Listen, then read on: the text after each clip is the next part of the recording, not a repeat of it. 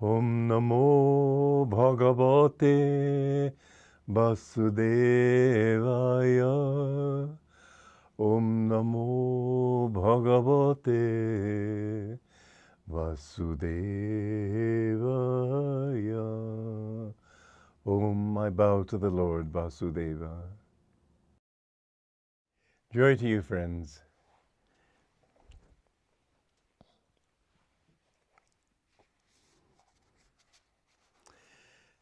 Stanza 70.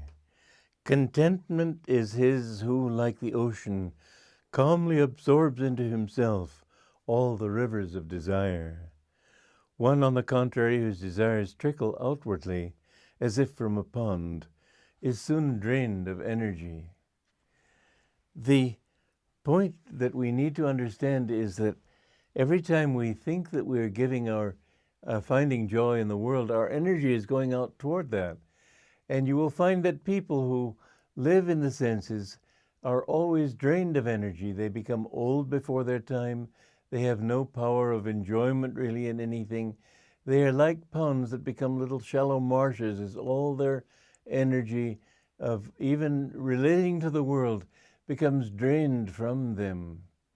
And so it is that we must become, and this is a stanza that Sri Yukteswar, the guru of my guru, Paramahansa Yogananda.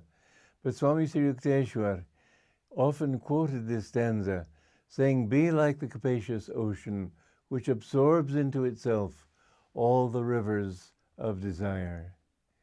Let everything that you are looking for in this world seek its contentment. Let it find its contentment and its fulfillment in yourself, not outside yourself.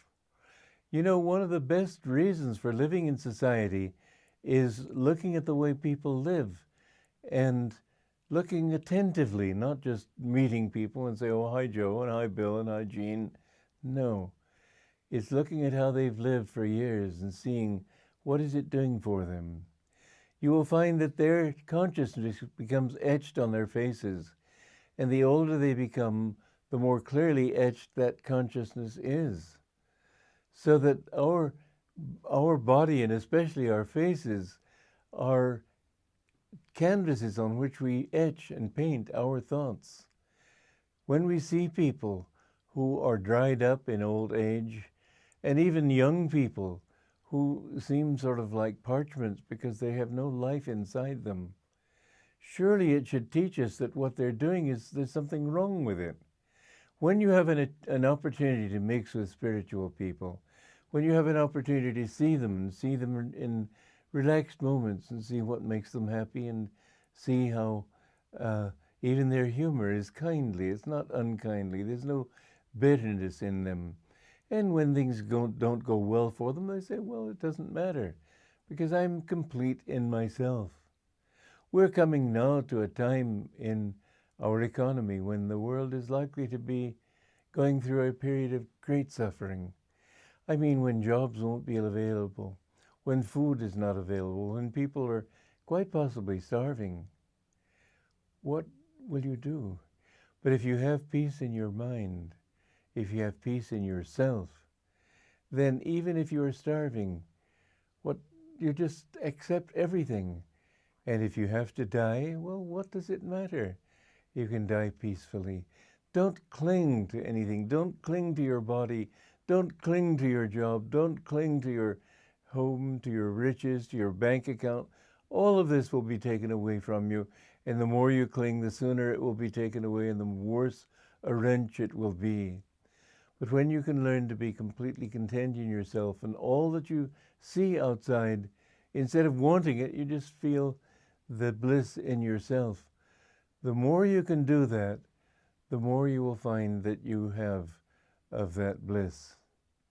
Bliss comes from even-mindedness. Bliss comes from non-attachment. Bliss comes from giving up desires. Bliss comes from not having harmful emotions like anger or greed or lust or passion of any kind. Bliss comes from being completely peaceful. Bliss comes from loving people instead of hating them, from wishing them well and not wishing them ill, from harmlessness, from forgiving and not from wanting vengeance on them for mistreating you.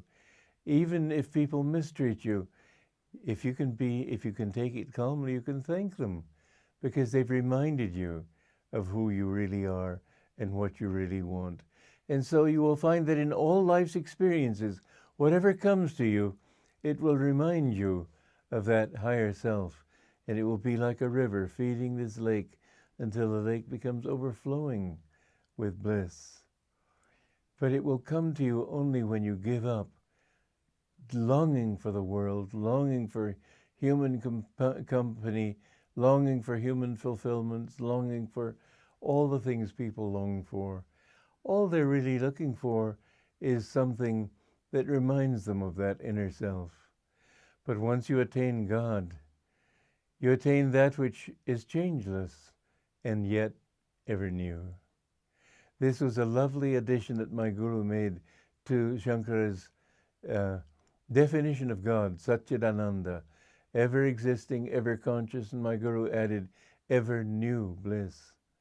It never changes, and yet it's constantly new. The bliss of the soul erupts within you constantly. It's a never-ending discovery of how wonderful it is to be one with Him. Many people think that heaven and God are just sort of, you get tired of them. That's because they get tired of the things they know. There's a story my Guru used to laugh over of a man in heaven who was phoned from hell by a friend of his, and he wanted to know how life was up there. And the man in heaven said, well, in the morning you meditate and chant and pray. And then he said, oh, for heaven's sake, and what do you do at lunch and at noon? He said, well, you meditate, chant, and pray. Good heavens, and what do you do in the evening? Oh, for a change, you pray, then chant, and then meditate. And the man said, oh, you ought to come down here. We have lots of fun. Well, this was just Master's way of explaining that that which is hell for the yogi is heaven for the worldly person, and vice versa. But what he was saying is that the hell that people go to, they think it's fun, but it doesn't give them what they want. They're always restless in themselves. They're always without peace, and to the peaceless, how is happiness possible? So find that peace within. Find it by non-attachment. Find it by always keeping yourself centered in your own deepest self. Joy to you.